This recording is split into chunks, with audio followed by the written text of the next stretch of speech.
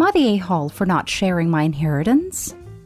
So, bit of a background. I was a big oops. My bio mom was a wealthy woman who apparently never wanted marriage or kids. She met my dad at a work event, same job type, different locations, not sharing specifics for anonymity, and they started seeing each other casually for a few months. And then boom! Her pill, the rubber, and a plan B all failed to stop me from existing.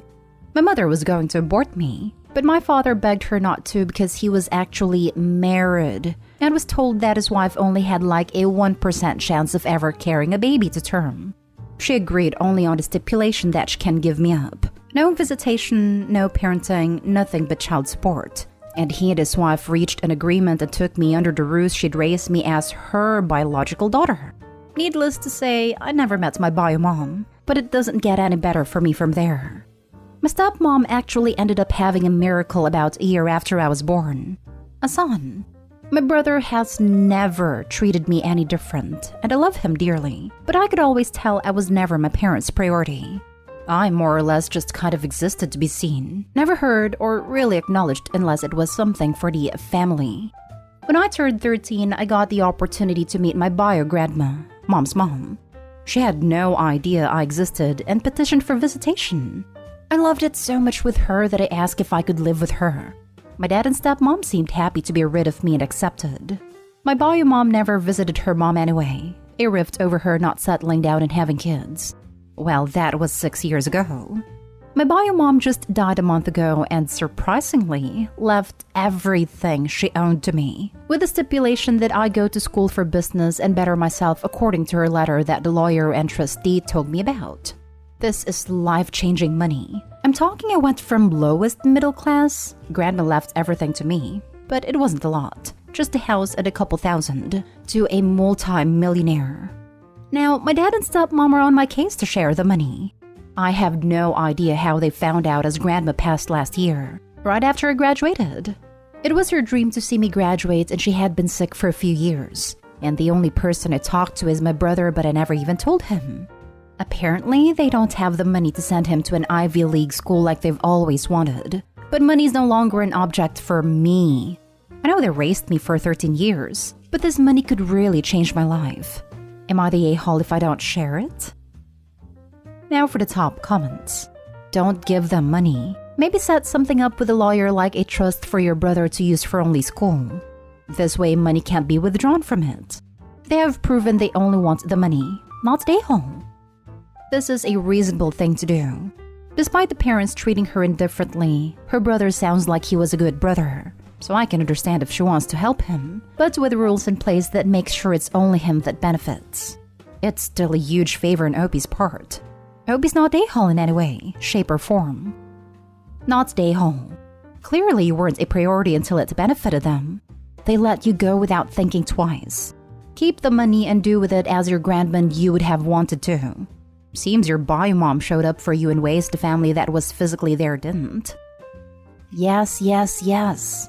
Opie, you weren't a priority until you had something they wanted to take.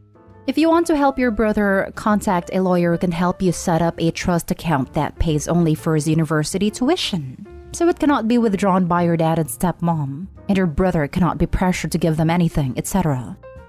Not stay home. They should have treated you better, and now they are facing the same fate as Cinderella's family did in the classic fairy tale. You reap what you sow. Please hire a financial advisor. This, you want someone who can help maintain the money, as well as help avoid tax situations you've never had to deal with before. Also, tell your parents to kick rocks. When your brother graduates, if you want to pay off whatever loans he has, you can make that decision for yourself based on the relationship you have with him. But don't tell him or these jerks it's even the remotest option. They sound like the kind of people who will never leave you alone if they think they can use you for their own ends. Now for the next story. Am I the a-hole for allowing my stepson to call me dad? My wife, 39 female, and I, 36 male, got married and moved in together last year after 3 years of dating. She has a son, 15 male, with her ex-husband, 42 male.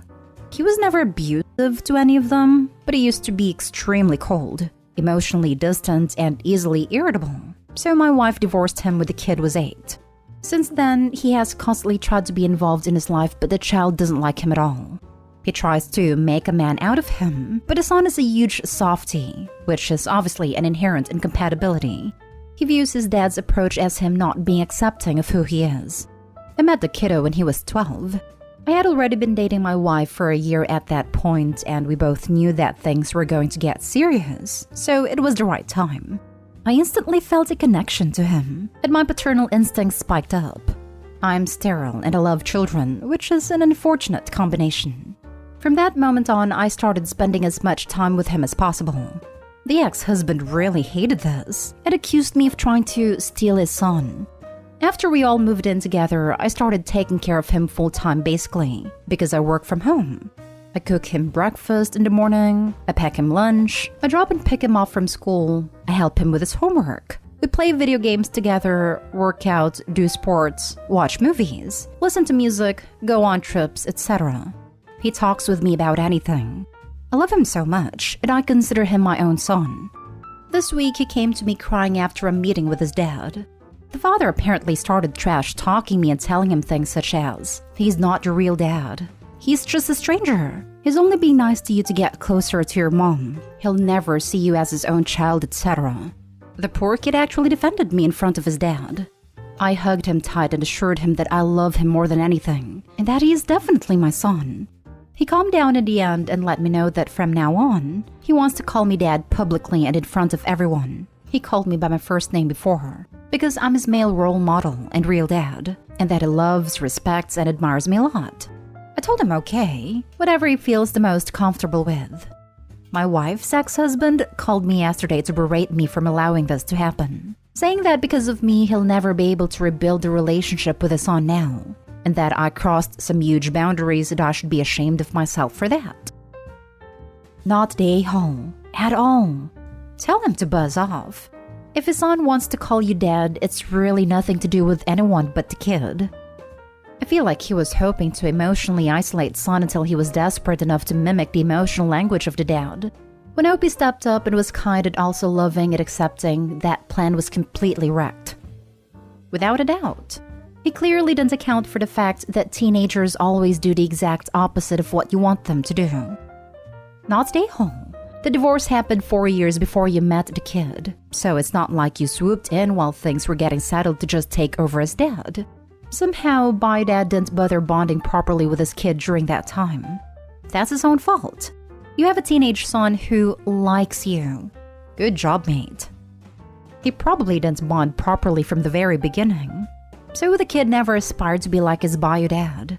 At puberty, he started becoming his own man, while bio dad, who probably thought that it was his wife's job to take care of the kid while he was little, decided that now it was time to teach him to be a man, in his own image.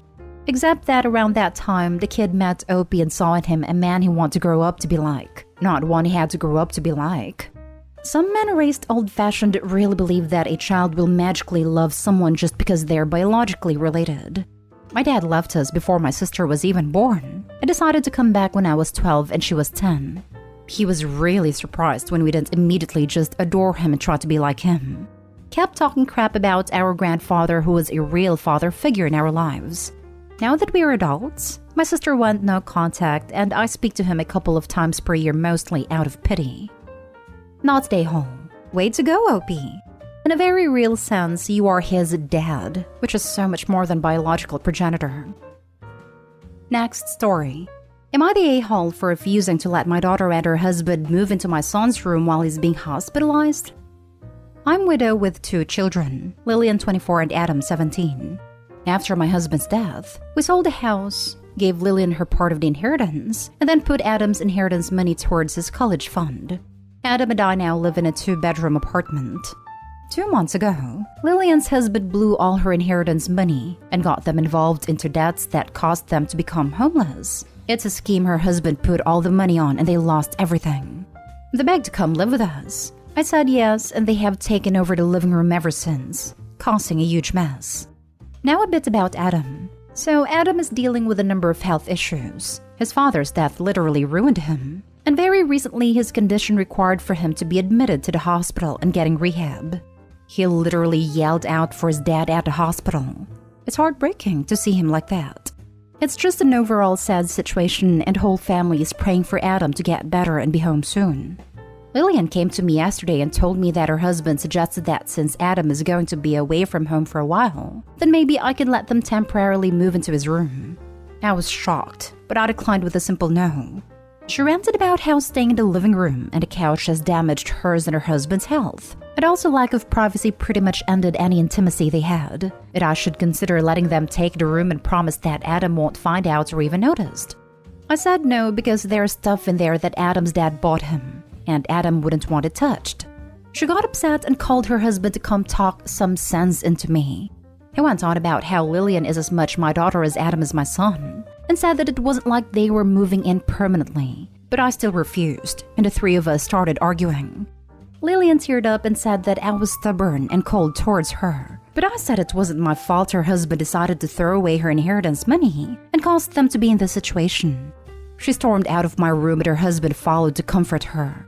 They both haven't been talking to me or even asked how Adam is doing. Am I being stubborn for saying his room is off limits, or are they being unreasonable? Now for the comments. WTF? You need to make them move out, OP. I can't imagine them being there is in any way having a positive effect on your mental health, or your son's. Evict them. Do it today rather than tomorrow because they will take over Adam's room the moment you're out to get groceries. And they will invade its privacy and safe space and cause harm that cannot be undone.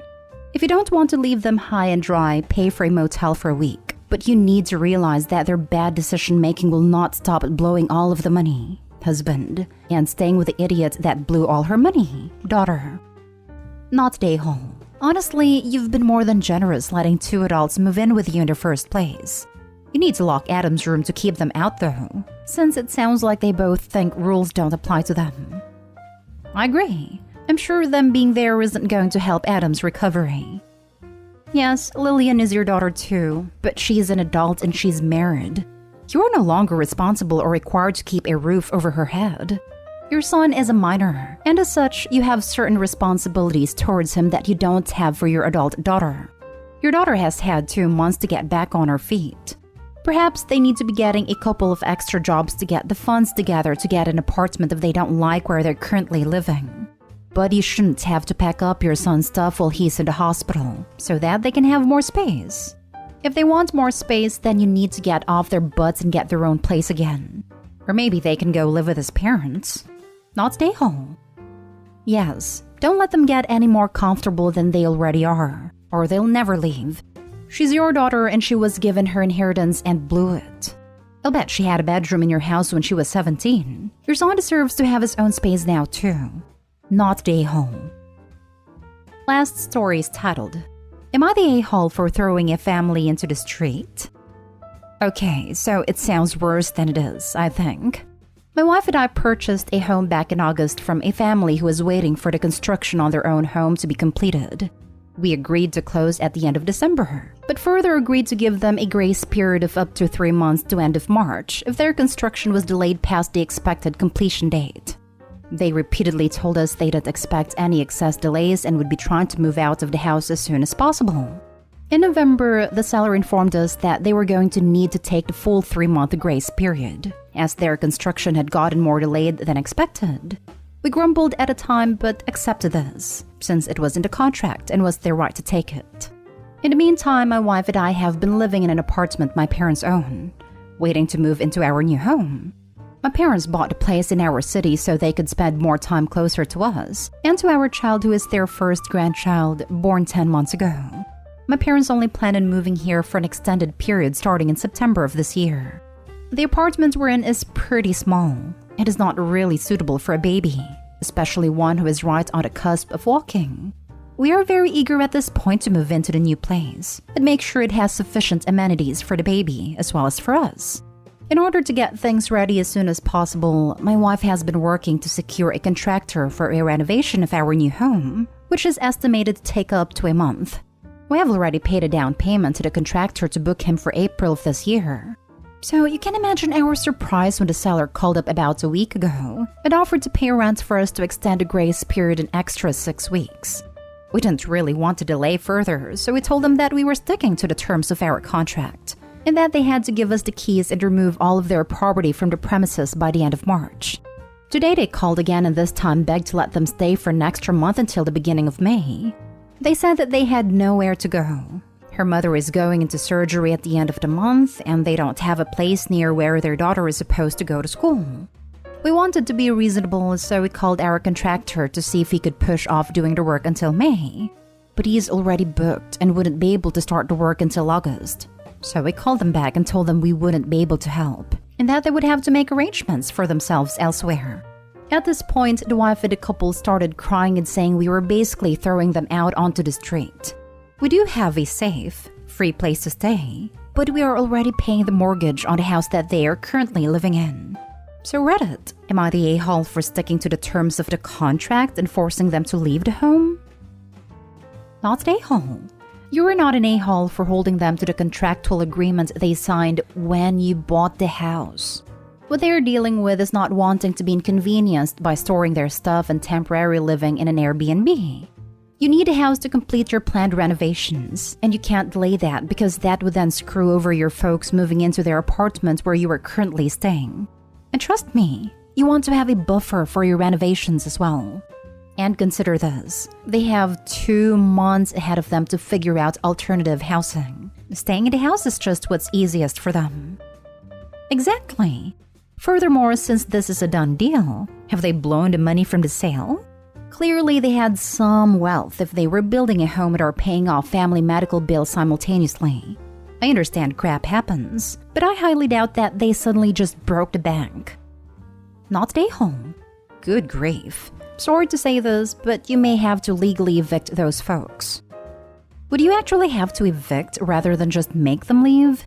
The new owners never rented to them, have never received money from them, and have a contract. If I bought something from you and didn't give it to you, that's theft. It would suck if they have to do that.